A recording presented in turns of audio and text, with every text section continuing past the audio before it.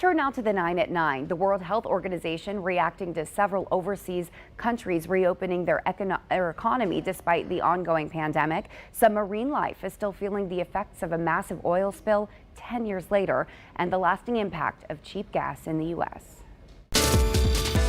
Here's tonight's 9 at 9. The number of novel coronavirus cases worldwide now tops 2 million.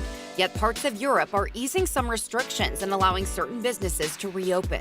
In Spain, which has the second most COVID-19 cases, nearly 300,000 workers are back on the job.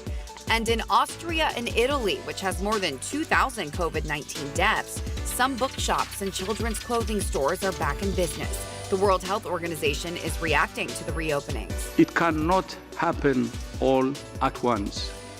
Control measures can only be lifted if the right public health measures are in place. There are only minor injuries following a nearly 50-vehicle pileup on a Chicago expressway. Fire officials say 14 people were transported to the hospital and 45 others were evaluated at the scene. One driver described his experience. I just came over the bridge there, and there was just a pileup and nothing to do, nothing you could do. It was icy, it was snowing, and there was just a sudden stop.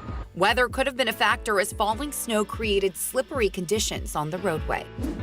A new study has revealed disturbing observations about the long-term impact of the 2010 BP oil spill disaster. 11 workers died and 168 million gallons of oil spilled into the Gulf of Mexico. 10 years after the spill, scientists say they're still finding oil in fish populations. Some of the oil compounds found in the fish can be passed on to future generations through their eggs. Abbott Laboratories announced the release of an antibody test. It could detect if people have been infected with the coronavirus and have recovered.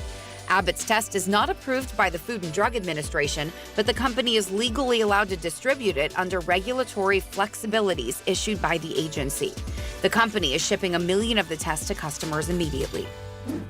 You want a COVID-19 test? You'll get one if you live or work on Florida's exclusive and wealthy Fisher Island. It's a luxury not afforded to the majority of Florida residents. The island, known as one of the wealthiest zip codes in the U.S., is paying for testing for all residents and staff. The tests were purchased from the University of Miami Health System, but the cost was not revealed.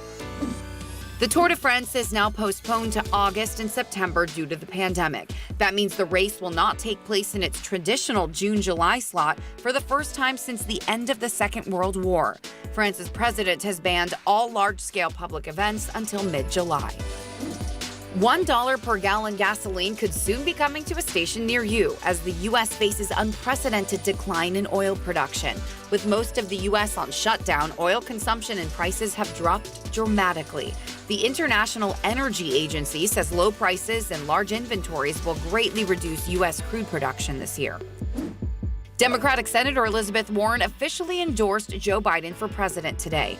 Warren tweeted out her endorsement with a video message. She follows Senator Bernie Sanders as the latest of Biden's top former rivals to throw their support behind the former vice president.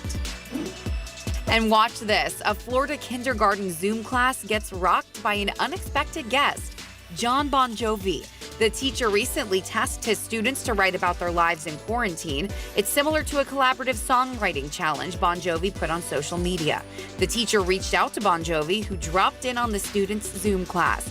Using the kids' own words, he performed a mini concert for the students and their parents.